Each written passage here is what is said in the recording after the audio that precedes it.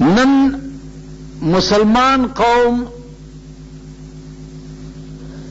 د دین د زده کړې نه محروم ولې دی؟ د هغې بله هېڅ وجه نشي کېدی سوا د دې نه چې دین دوی ته عزیز نه دی، دین دوی ته خوښ نه دی. کومو خلقو ته چې دین خوښ وي، عزیزانو د هغې تاریخ که تاسو وګورئ نو عقل بم حیران شي. اوس مونږ ته دنیا خوښه ده، نو دنیا د پاره مونږ سفرم کوو،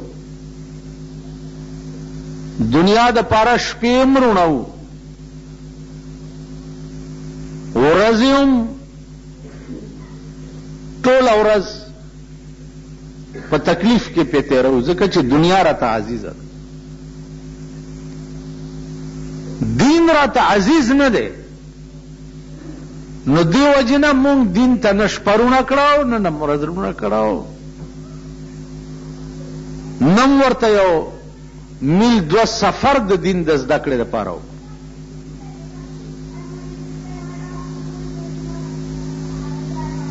عزیزانو دغه دین چې کوم زه ستاسو په مخ کې بیانوم، دا چې کومو خلقو را جمع کړی دی او کومو خلقو لیکلی دی، دا هغه زمانه وه چې نن نه 1000 کاله مخکې، نن نه 1200 کاله مخکې، نن نه 1400 کاله مخکې لارای نه وې، موټرې نه وې، جازونه نه وو، پیاده مزلې او پیاده سفرې وې. نو په زرګونو میله امام بخاری رحمت الله علیه په روس کې یو کلی دی خرتنګ ورته وایي، دی د هغه قوم سره تعلق لري او د دغه روس د خرتنګ کلی نه د مصر او د مکې او د مدینې او د بغداد سفر په خپلو خپو کړي.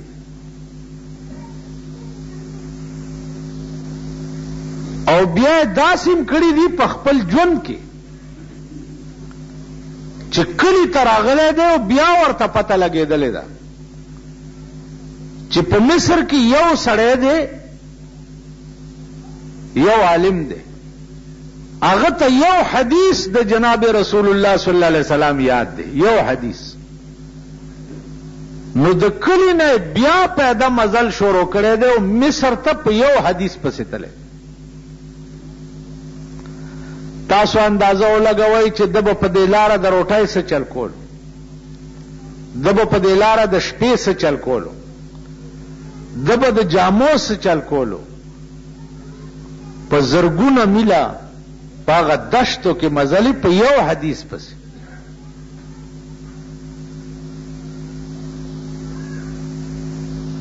نو دا حدیث چې دا نن ستاسو په مخ کې د انتها درجې بې قدره دي، دومره بې قدره دي چې زده کول او ورپسې سفر کول خو څه کوي، اورېدو ته هم تیار نه یې، اورېدو ته که چېرته څوک وایي چې هلکه غوندې کښېنئ یو حدیث بیانېږي د جناب رسول الله صلی الله علیه وسلم، نو هغه اورېدو ته هم تیار نه یې، کېړی والی او د جومات نظر باروزئ څه چل دی هلکه وایي دا اوزګار دي. نو اندازه کوئ عزیزانو چې دا قوم چې کوم قوم د پیغمبر هغه حدیث اورېدو ته تیار نه وي، کوم حدیث پسې چې 10,000 میله پیاده مزل امام مسلم او امام بخاری او امام ترمذی او امام ابو داود او امام احمد بن حنبل غوندې کړی، 10,000 میله مزل او دا حدیث یو ځای ترجمه کړي او نن تیارن وړای تا ته په خوله کې در منډلې ده او تیز د کول خو څه کې اورېدو تم تیار نه. نو د قیامت په ورځ به د دې حدیث مالک چې د هغه ستا شفاعت کولو تم تیار نه.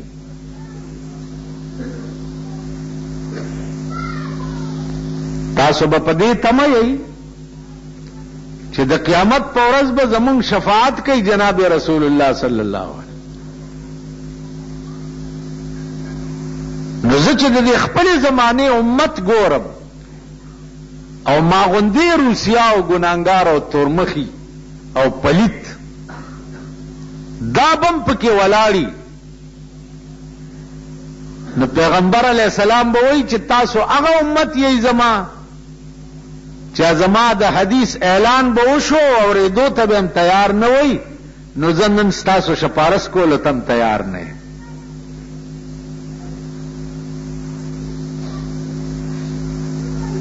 قرآن کې راځي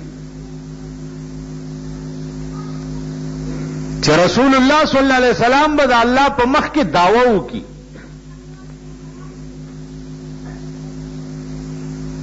په عدالت پروردگار کے بعد کیس دائر کی.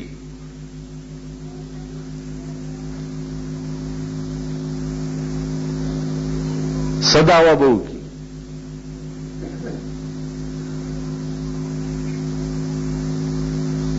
وقال الرسول یا رب تاسو مونږه ټول به ولاړ یو داس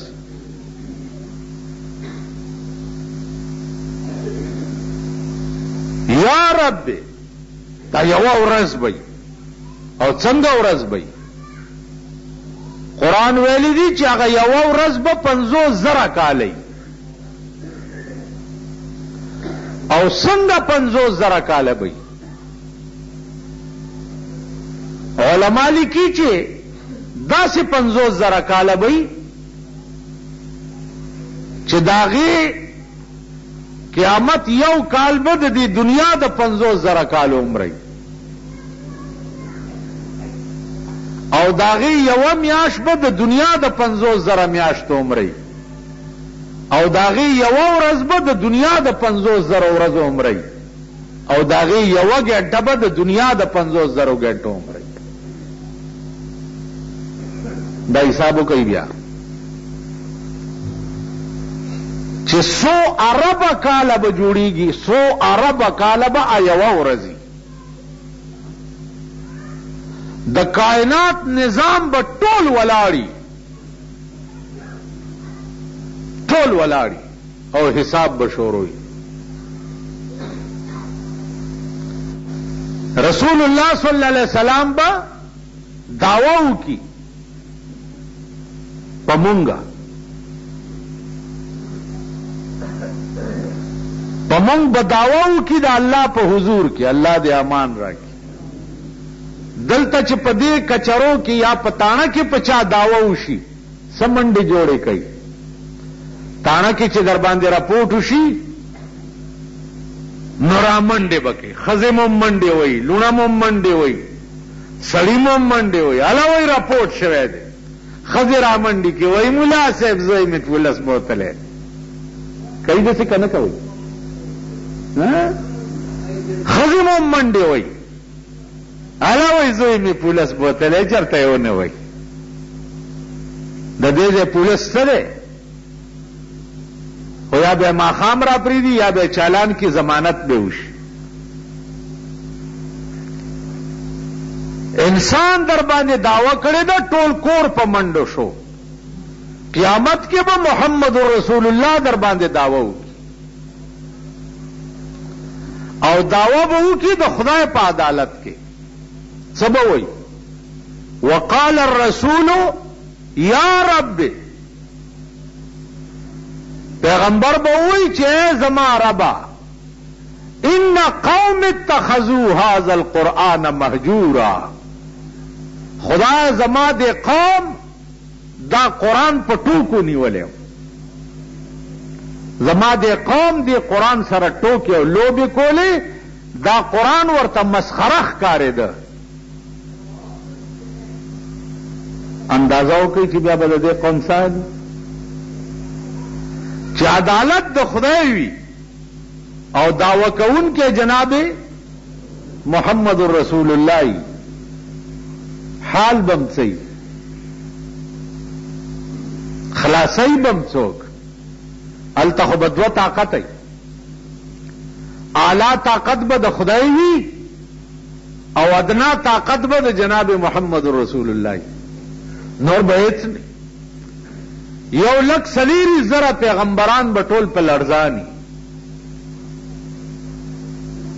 اور یو پیغمبر به وي چې خدای ما ته خیر کی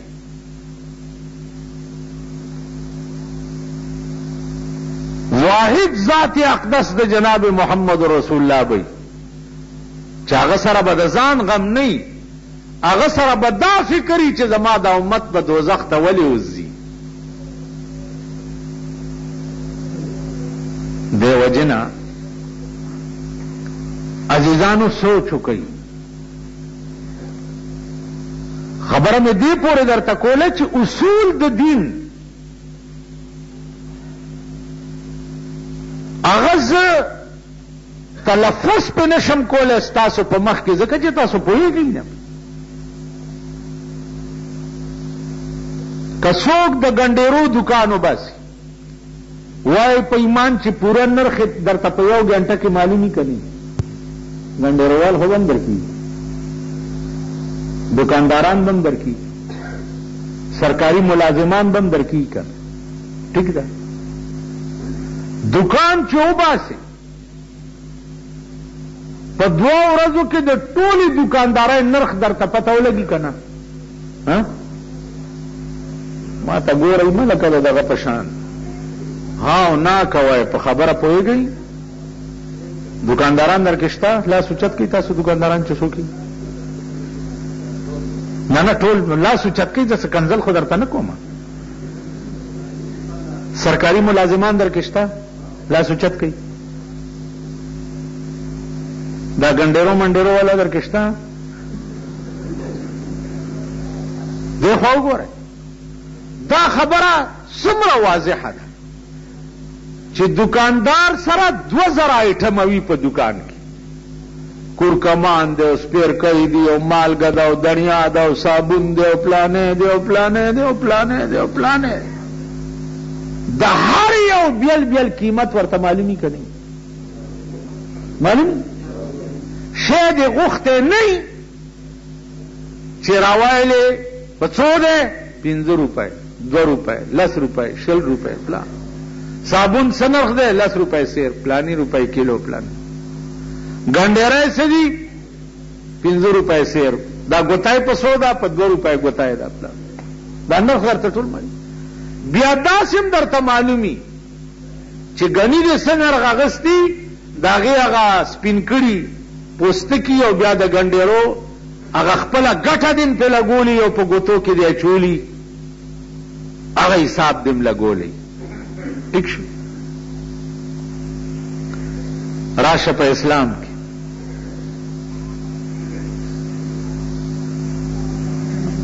پرون رانه چا تاسو کو چې ما د غاخ باندې خول خېجولې ده د چاندای خول خلق راته وی چې او دستې نه کیږي یا غسل نه وځي او سړی دی کم از کم د شپېتو او یا 15 شپېتو کالو سړی سکار کې ماما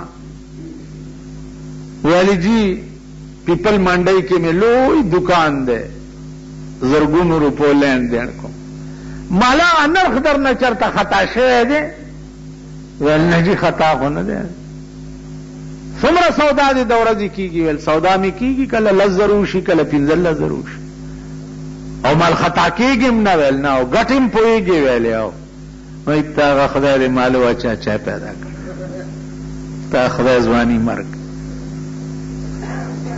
15 زره سودا د شپې خرڅه کې او دام درته پته ولګي چې دې کې 2000 وته 3000 وته 4000 وته او په 15 شپې کاله کې دي دومره ندی زده کړي چې دا خول غاښ ته وخیږي او خوځینانو دې سره او دس کیږي او کنه کی دومره دې نو عزیزانو خپه نشئ، او که خپه شئ زما به څه وکئ؟ موږ نه خوشحال لا څوک دی؟ او توحید تو یہ ہے کہ خدا حشر میں کہہ دے، توحید تو یہ ہے کہ خدا حشر میں کہہ دے، یہ بندہ دو عالم سے خفا میرے لیے ہے، کیا ڈر ہے اگر ساری خدائی ہو مخالف، کیا ڈر ہے اگر ساری خدائی ہو مخالف، کافی ہے اگر ایک خدا میرے لیے ہے، یو خدای چې ستا مرګري کدا ټوله خدای دې برخلافي بلا تور ورپس. تاسو اندازه وکړئ یو قوم چې دې حد لئی چې په 15 شپېته کاله کې د دین دومره مسله ورته یاد نه چې زه چې غاښ ولګوم او خوځي نه په دې زما اودس کېږي او که نه کېږي. دام څه قوم دی؟ یا دام څه بني آدم دی یا دام څه خلق؟ او نامه پې د اسلام ده، نامه پې د مسلمان ہے. نو عزیزانو عرض میں داو چې قرآن او حدیث دے قوم ته ولی عزیز ندی؟ ولی؟ داغه وجه دادا چې د قرآن او د حدیث د مالکانو په حسن دوی قادر ندی. کدوی ته دا پته ولګي چې د دې کائنات مالک چې دی هغه څومره حسین دی، یا د دې حدیث مالک چې دی هغه څومره حسین دی، نو همیشه خبرې چې دي د ښایسته خولې سړي له خوند ورکوي. تاسو د ډمې ګډېدو ته ټوله شپه ولې دا زمونږ پښتانه په حجره کې تېره کړي؟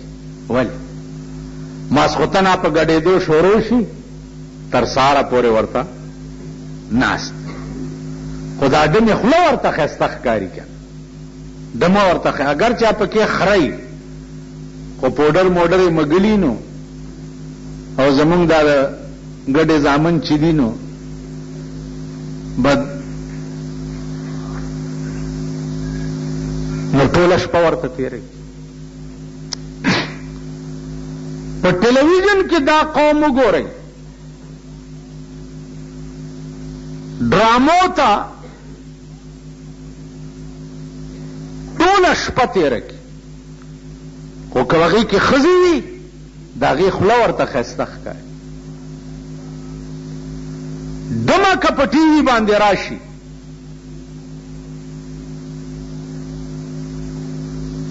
نو د هغې خوله او مخ درته ښایسته ښکاري، نو سترګې ترې نه وباسي، شپه هم ورته تېری ورځ هم ورته ناست. د هغې غزل در باندې ولې خلک اوس هم دې قوم نه چې واورئ د بیلې بیلې ډمې نامه ورځي، د حرامي قوم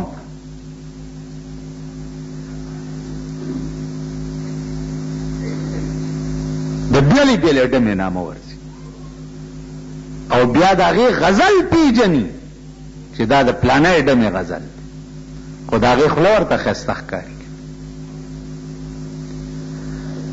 نو چې د ډمې او د ډم خوله درته دومره عزیزه چې تا شپه ورځ ورته وقف کړي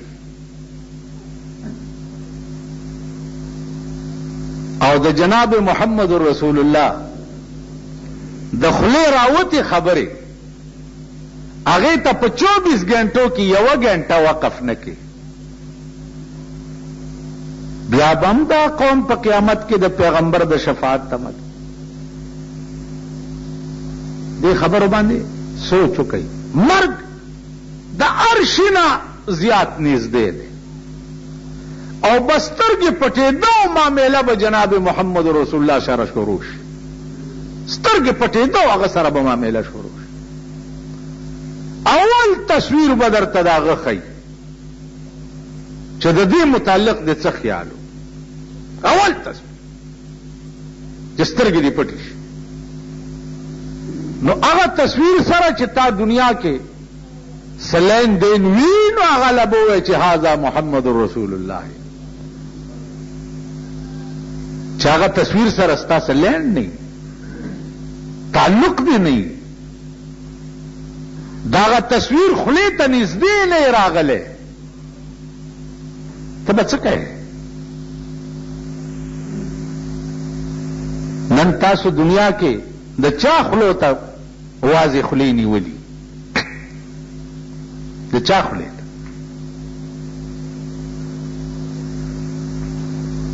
زمون په دې ملک کې داسې خوله شته چې هغې ته سړی واضح خوله ونیسي او ورته کښېني داسې خوله شته که د حکومت د خلکو خولې وګورئ زه خو درته خپله عندیه وایم چې که نږدې نه مې نه دي لیدلي نو په اخبار کې مې فوټوان لیدلی دي د دوانو خوله پکې نشته د دوانو هغه خوله به څه کوې چې کومه خوله وایي یو څه او کوي بل څه وایي یو څه او کوي بل څه د حکومت خوله دا وایي چې زما غریبان ورونو وایي داسې که نه تاسو ته چې درشي په خړ سیلاب دا ملک یوړی شه دی ته چې راشي وایي زما غریبان ورونو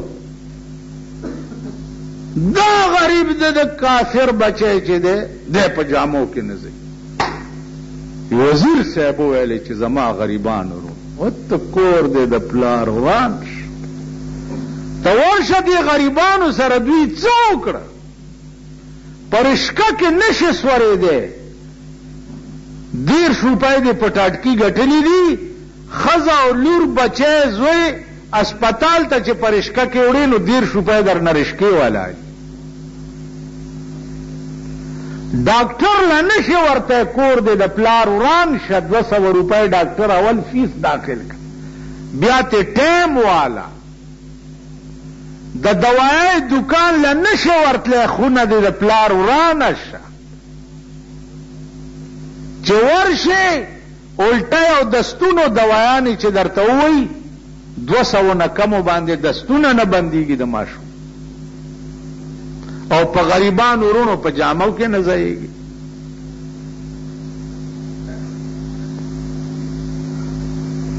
دا څه خلق دی یا دا څه قوم دی چې دی وایي چې غریبان ورونو دلته د ښه د غلدرې د غلو ګروبی جوړ کړي او په دې سره ولا ورواړی او دا خوله ولا په زور ونیسي او په دا خوله کې د غلو ګروبی ورواچي تاسو خیال را دا هم په دې ملک یو سوچه سمجه سکیم دی لکه زمونږ دا ملک مبارک چې دی دې کې هر یو کار چې روزي نو څه سکیم لاندې روزي هر یو کار چې لکه یو سړی په پاکستان کې د صدر ایوب په زمانہ کې هغه یو خبره شوشه پرېښوه چې هلکه دا قربانۍ چې تاسو کوئ د دې څه ضرورت دی دا دومره ګډان او چیلي او میخې او غواګانې حلالې شي په کار دا دی چې دا پیسې د ملک په کم فنډ کې ورکړي چې د ملک فایده پې وشي اوس دا خبره خو په ظاهر داسې وه چې د هر چا دماغ ته اپیل کولو چې رښتیا و یاره دا ګډان او سمې خیالالو لوی تکلیف ته دا پیسې د ملک فند کې ورک. علما خو تر قیامت پورې چې قرآن باقی وي او تر څو الله اراده د قیامت نه کړي نو علما به هم د دې قرآن د حفاظت دپاره پیدا کوي. علما ورپسې شو چې خر مطلقه ته د قربانۍ تعریف خو زده که چې قرباني وایي څه شي ته. قرباني وایي اراقة الدم ته. په دغه ورځ د څاروي وینې تویولو ته قرباني وایي چې وینه توی نشي که 1 ارب روپۍ په فنډ کې ورکې او خیرات کې هم هغه د 10 روپو د چیلي خانه پوري پې نه کېږي. په دې کې دا ځان ته چې پړې لیکې خیر پړې لیکې خو که خیري پاکستان نه ختمیږي لګیا دي انشاءالله څه زمانه پس به د چټۍ لیکلو سړی هم نه پیدا کېږي که خدای ته منظوره وه. نو پخوا به یو شعر کې راغلی د رحمان بابا چې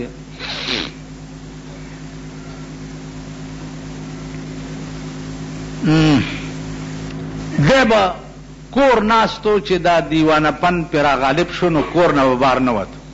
ضرور پې څه شک غوندې شو او خپل کور والا ته ووایي چې ته ځان مان برابر کا او زه ګورم که زما د دې ورور حرکت خراب شو نو بس وجنم یې. کور والا وی شونډه مونډه په دنداسه سره کړې ده. پخوا خو دنداسې وي دا اوس کیسې خو ماما نه وي اوس خو دنداسې چېرته دي.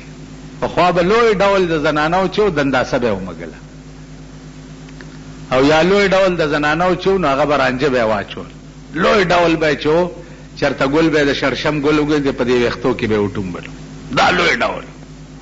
اوس لوی ډول چې دی د زنانو په صدر کې په 400-500 روپۍ د ښځو سر جوړول.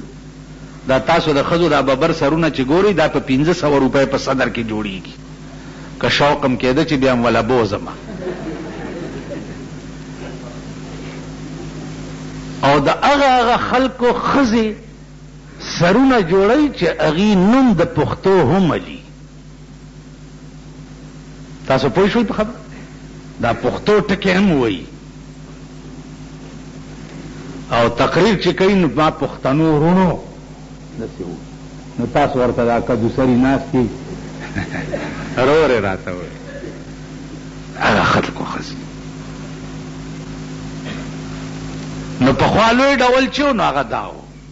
زمونږ یو استازو خدای دې وبخي یو ورځ راغی درس ته مدرسې ته راغی نو خاندي خاصې خاندي چې سبق اوس نشي ویلی. مونږ جیس چل څه دی څه خوشحالي راغلی ده.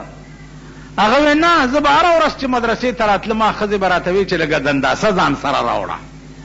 ما نه به سبقونو د طالبانو به مې دماغ خراب کړی چې کور ته به تلم رانه به هیر شو چې ماښام به لاړم را سره به په جګړه وه. وی نن چې بیا راتلم وی راته وی چې که نن دې رانه وړه نو په دې کور کې به دې پرېنږدم.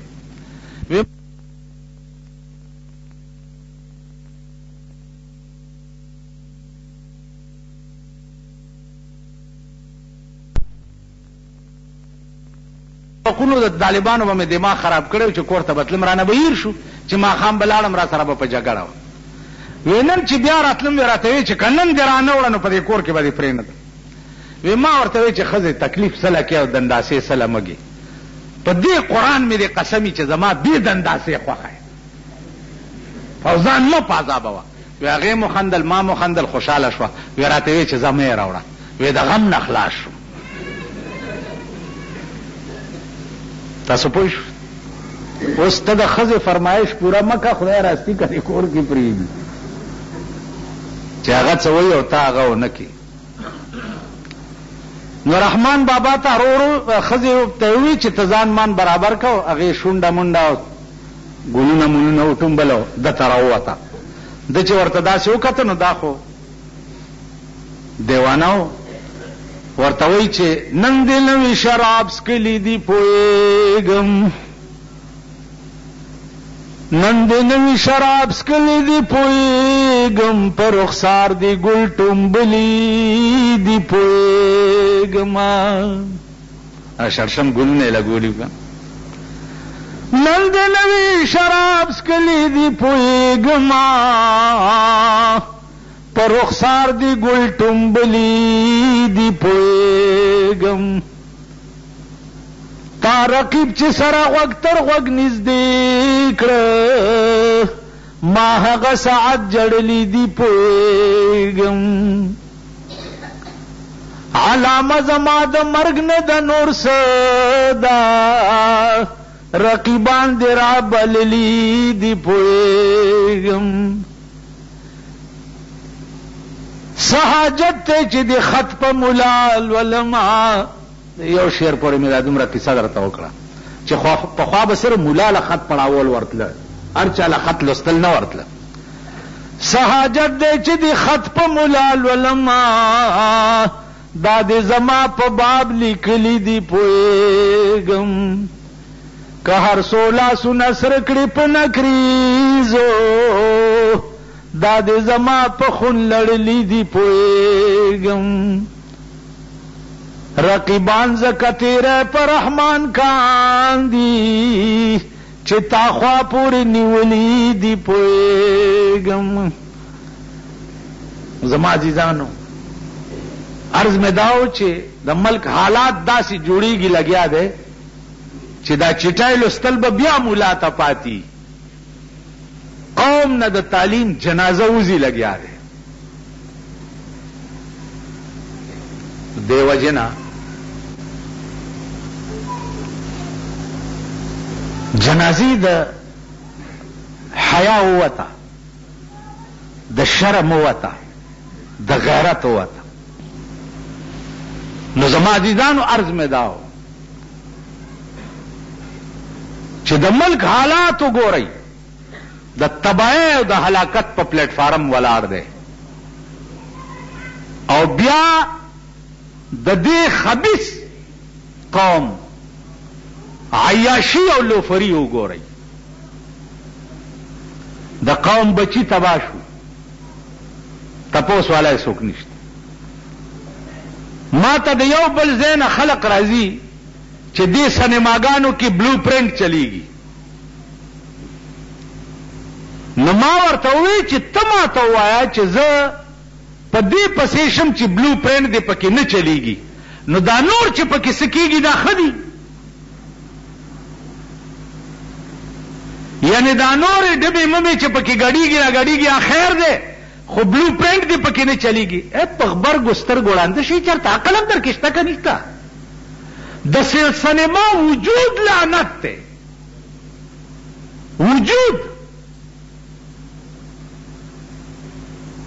ته ما ته د بلو پرنٹ خبره ولې کې دا وایه چې سینما وجود په پاکستان کې لعنت دی اوس پاکستان حکومت چونکې په هغې ټیکسونه دي آخر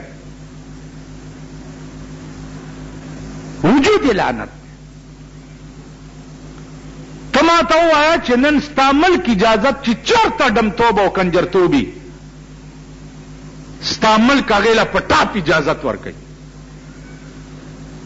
پاکستان اسلامی ملک دی شریعت بل پکې پاس شوی دی راشي که نه چې پېښور کې ودونو کې درته دغه خیمه ده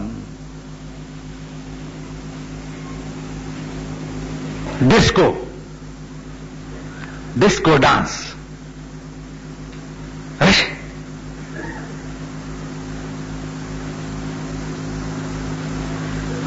ڈسکو ڈانس څه ته وایي استا د پاکستان د معززینو په ودونو کې کیږي سپیشل ډمی مونږه دا غریبان حرامیان چې دي دا خو دا کوسډه به ډمی راوړي کنه هغه معزز ډمی وي سپیشل ډمی راشي معززانو خدای چې مونږ سره څه کوي ډېر ښه کوي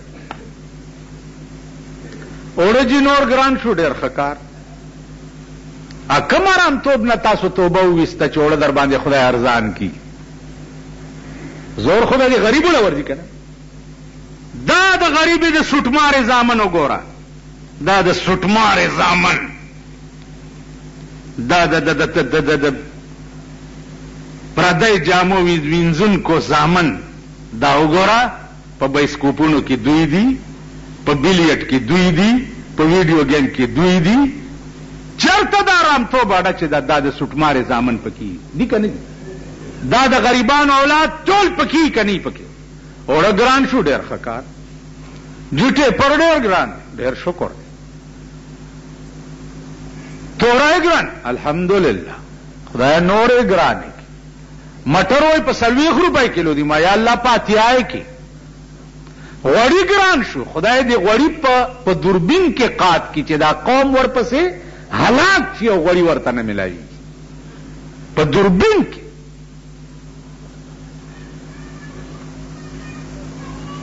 دا قوم د دې قابل دی؟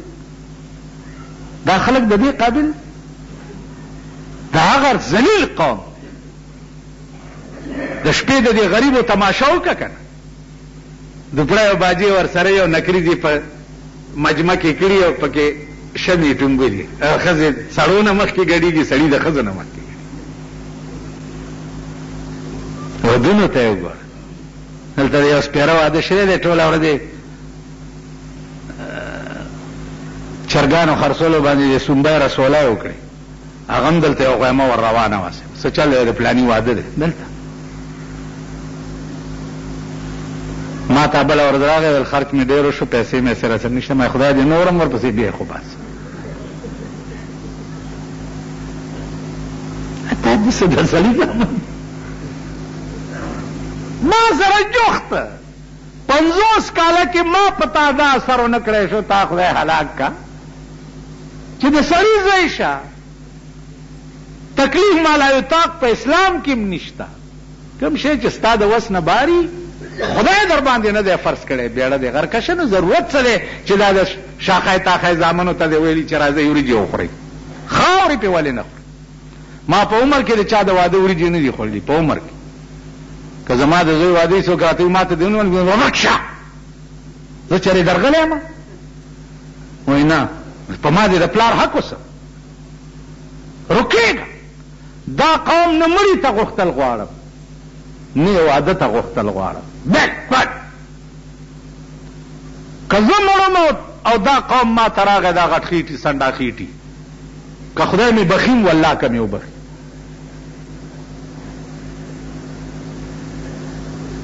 ضرورت څه دی؟ د پیغمبر طریقې مونږه په هر شي کې پرېښو. په واده کې هم پرېښوي، په مړي کې هم پرېښوي، په ژوندي کې هم پرېښوي، په ژوند کې هم پرېښوي، په خبرو کې هم پرېښوي، په حرکات سکناتو کې هم پرېښوي. داسې د سړي زامن پوهېږئ په هر څه. هغه کوم ارامتوب دی چې پاکستانیان کې نه پوهېږي. یو شته داسې په دنیا کې یو شیطانت پاتې نه شو چې په پاکستان کې راونه وته. یو شیطانت هر ځای چې ګورې د ډمتوب او د کنجرتوب اډې جوړې شو. هر ځای چې هر بازار چې ګورې د ډمتوب او د کنجرتوب اډه شو. هر بازار. که د بجازیانو بازار ګورې د کنجرتوب اډه ده، که د کباړ بازار ګورې د ښځو د کنجرتوب اډه ده، که نور بازارونه ګورې د کنجرتوب اډې دي. هر بازار یو شی پات. بیا دا هغه جوکر قوم دی. پاکستانیان هغه جوکر قوم دی، نقلیان، جوکران، چې د بل ملک د ارامتوب تقلید ډېر زر کوي. هغې ټینکونه جوړ کړي دي، مونږ یې ولې نه جوړو؟ هغې سره ایټمي پلانټونه دي، مونږ یې ولې نه جوړو؟ دا تقلید د یورپ ممالکو پاکستان چرې ونه کړو. لیکن د هغې د ګډا تقلید تاسو وګورئ پاکستانیانو کړی دی. هم د هغوی په شان دوی په ګډي. نن ستا په ملک کې د ټینس او د کرکټ میچونه چې دي دا د انګریزانو ایجاد دی، د انګریزانو. ستا ملک کې څومره تقلید کړی دی؟ ستا د ملک دا نوجوان الکان وګوره، دوی ولا دومره واړه واړه ریډوان پیدا کړي دي، په لاره روان یو غوږ ته یې نیولی چې څومره رانو شو، او دا دی زمونږ د آینده نسل دا د غرمې پیدا او بې کلمې پیدا چې دي، ټوله ورځ ګوره د دوی په لاس کې به واړه ټرانزسټري وي او غوږ ته به یې نیولي او کرکټ میچ به بیا په کورونو کې ورته ټلویزیونونه ناست پراته دي، نو تر یو دو درې بجو پورې کرکټ میچونه ګوري. نو دا هغه جوکر قوم دی چې د بار ملک د شیطانت تقلید ډېر زر کوي. اوس کرکټ څه شی دی؟ ملک پہ ورانیږي، ملک پہ آبادیږي، غنم پہ کیږي، جوار پہ کیږي، پیپر پہ ارزانیږي. کرکټ څه شی؟ زرګونه دنیا ورته ناست او ښځې ای په شرمونو شرمېږي، شرمېدلو زن طلاقو بې غیرتو. هر یو دله چې د کرکټ کتو ته ځي، ښځه ځان سره بوتلي یا مخکې ناستی، دا دله تې رستو ناست.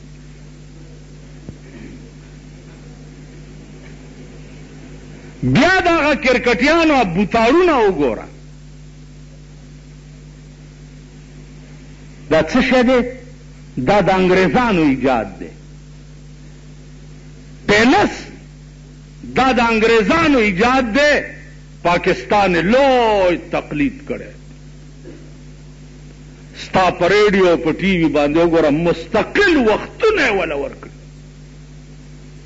اعلی صاحب جان شیر خان دومره رن وکړو، جهانگیر خان پې ورواړولو.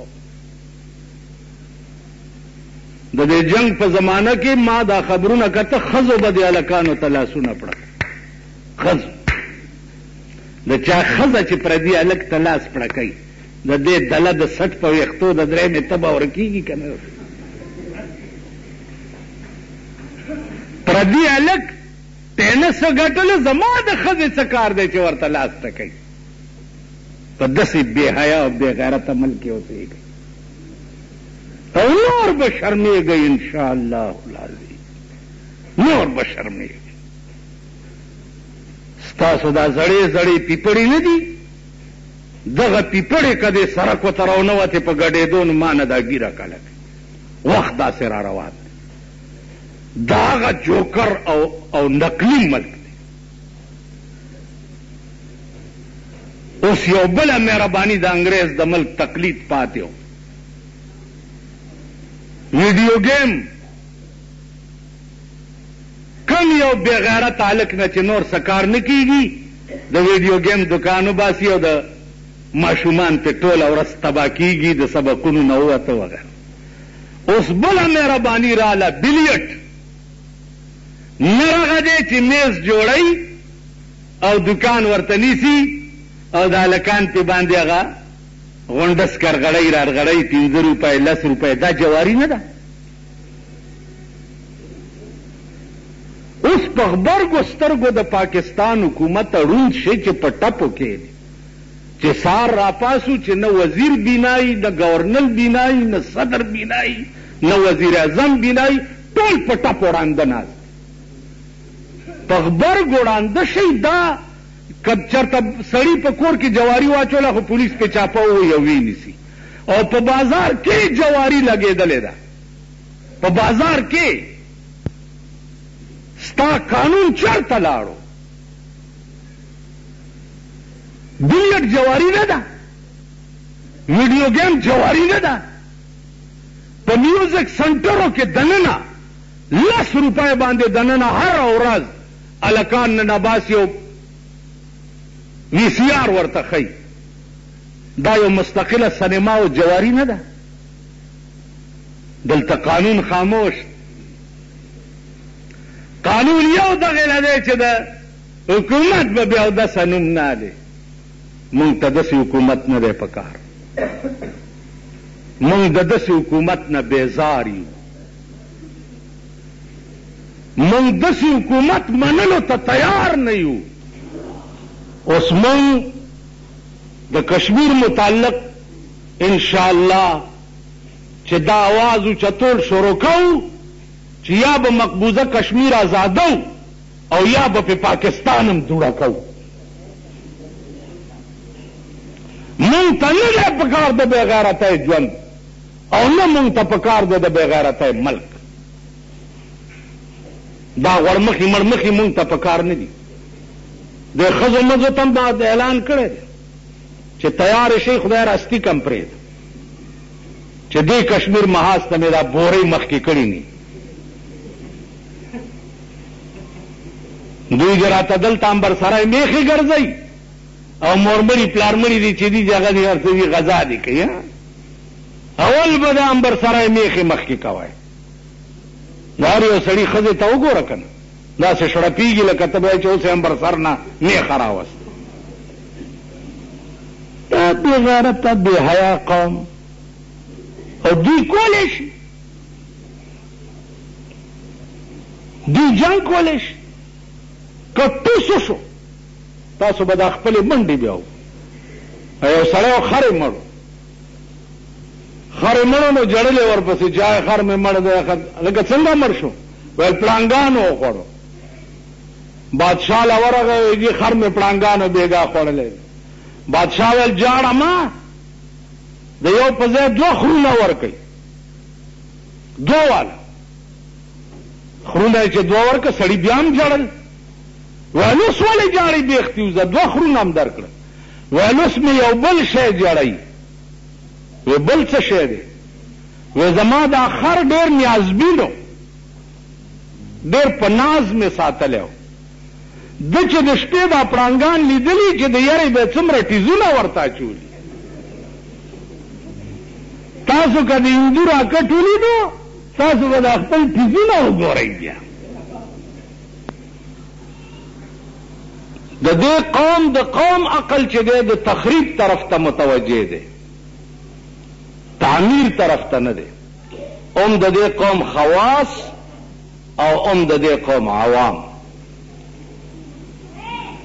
د دې قوم خواص وګوره کوم خلکو په لاس کې چې د ملک نظام راشي د هغې خلکو د عقل فیصلې ګوره. د هغه خلکو د تقدیر فیصلې ګوره. کم خلق چې د ملک مشران دي په کلو کې د قومونو مشران دي د هغې د عقل فیصلې په خپلو علاقو کې ګوره. په دې ملک داسې سرداري نظام تیر دی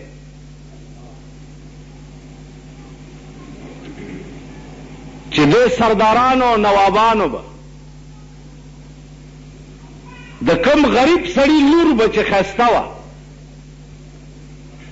سړي به ورپسې ولېږه او لور به یې ترې راوسته هغه به کته او غږ به یې نه شو کولی. په دې ملک داسې نظام هم تیر دی. کم سړي ښځه به چې ښایسته وه او د نواب صاحب به خوښه شو سړي به ترې لاړه ورپسې او هغه ښځه به یې ترې راوسته سړي به غږ نه شو کولی. دا د دې ملک خواصو او داسې د ظلم او د جبر نظام په دې ملک باندې تیر دی او فی الحال هم در باندې را روان. تیر شو اوس نوی آغاز درته وشو. نوی دا ټول آسمانی آفتونه دي چې وخت په وخت په دې قوم خدای نازلوي. وخت په وخت او دا بدبخت قوم پوهیږي نه. دی همدغسې د پیشتري د ساه غوندې په بګار مست دي. هماغسې تر اوسه پورې د دوی خود سر ته رانغی. نن ټول مسلمان قومونه وګوره په مخ د ځمکه چې آباد دي په عظیم قهر گرفتار دي. کابل وګوره څه د اور په لپیټ کې دی، لکها خلق پکې تباه شو، لکها خلق. فلسطین وګوره څه د اور په لپیټ کې دی، بیروت وګوره څه د اور په لپیټ کې دی، عراق او ایران وګوره څه د اور په لپیټ کې دي. یو سعودي عرب مکه او مدینه پاتې وه، هغه هم نن د اور په لپیټ کې دی او 2-3 لکه فوج د هغه پلیت ملک پکې پروت دی چې کوم ملک د لاسه د ځمکې په سر مسلمان ټول په اور کې پروت دی چې هغه امریکا ده. نن د امریکې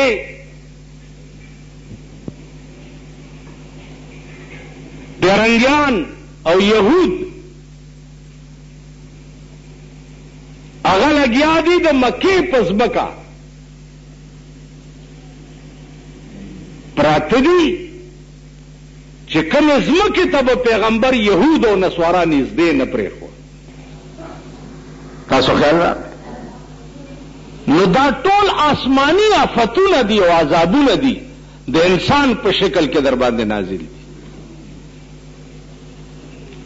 سار راته سړی دا بس کیږي مالی سبا کیږي، خو چا لاټین خوښ کړو نو خدای به لاټین تکې نه ځکه چې بجلی ګرانه شي لاټین به بلوي،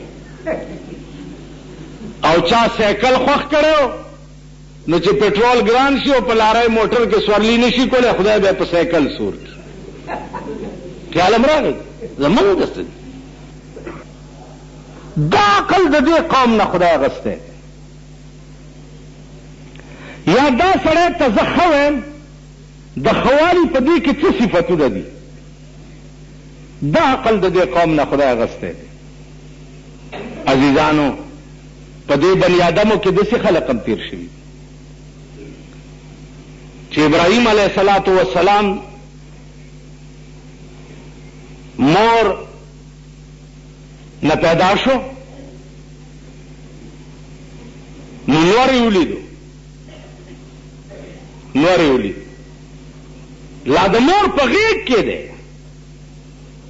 چې نور یې ولیدو نو ابراهیم علیه السلام وایي چې قال هذا ربي، زما خدای دا دی. فلما فلا قال لا احب الافلين، چې انور پریوتو نه دا خدای نه دی، ځکه چې خدای هغه ذات دی چې به سوال نه کوي، هغه به پریوزي نه، دا د مور په غېږ کې.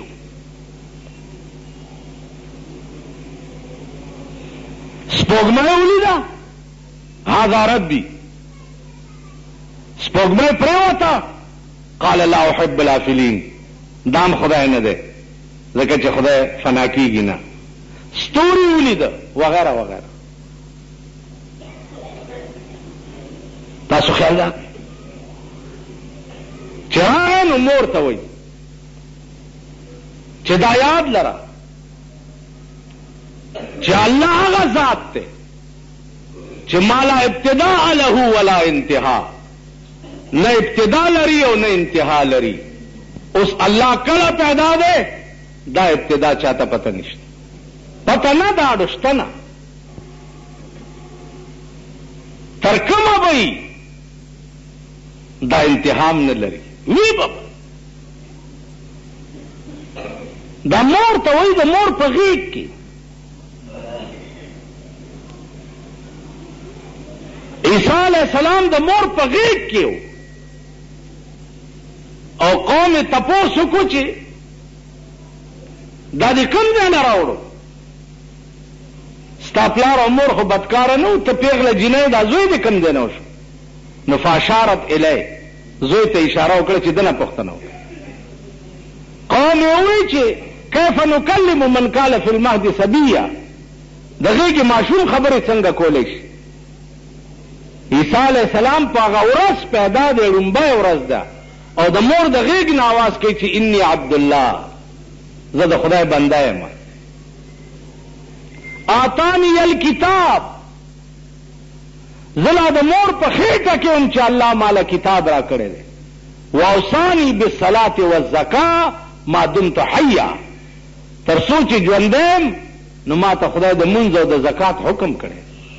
دا د لومبۍ ورځې پیدا ماشوم د مور په غېږ کې وي. ته دلته د 100 کالو بوډا راونیسي.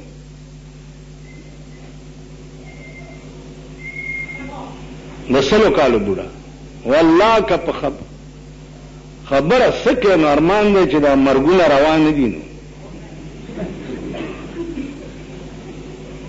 چې په هر سړک مې د مرګونو د مړو ډیري لګولې وې. دا سدي خلکو داسې د سړي زامن دي یا د دې ژوند په کار دی؟ ته بني ادم قسم په خدای دی چې زه دې خلکو ته ګورم. پخوا به مونږ وې ډمان خراب خلق دی، نن زوم ډمان اولیاء دي. مونږ نه زیات کنجران او ډمان چرته نشته. پخوا به مونږ وې چې ډمې خرابې دي. ډمې جنگیر پورې کې ډمو بازار، هیره منډۍ کې د ډمو بازار دی. دا ډمې چې دي دا خرابې دي. نن د ملک شریفې ښځې وګوره، دوی ته چې ګورې هغه ډلې به درته اولیاء او بزرګان ښکاره شي.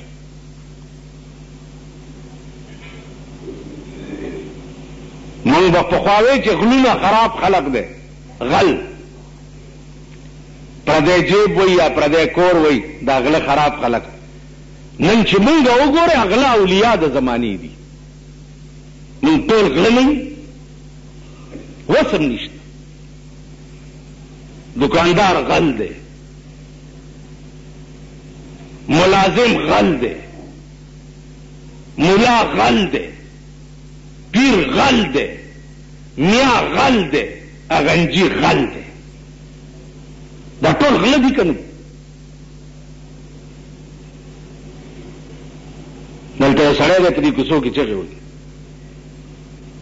ماسخوتن کله داسې نو هغه اواز پکوړې خرڅوي نو چلو وہی چھے مچھلی کھاؤ. حالانکہ مچھلی نہیں پکوڑے بندے پکڑی. مچھلی کھاؤ اور مرغی کھاؤ نہ نوٹس ہوئی.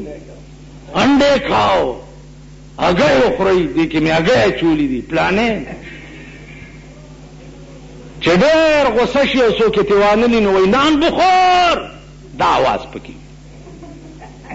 نو ما ورځ راونی ودلته مال چالکه ته کېنه مچھلی انډې مولانا سے مچھلی انډې کم سے دي خوشا خلق پہ مسګر سره په خپل کردار کې غل دی. زه غلم تا کې مړی وشو وروره خبره وره تا چې د زوی په واده کې زمونږ څه کار دی؟ ایو مولا ماته وی ستا دماغ خراب دی. مال ولې؟ ویل دې دله قوم له چې ته نصیحت کې په واده کې چېرته ستا منلې وه چې په مړي کې ورته نصیحت کې په واده کې چې دوی ټوله ورځ رسوله یې کړې وي په ناستې ناستې په مزدورۍ په ګنتي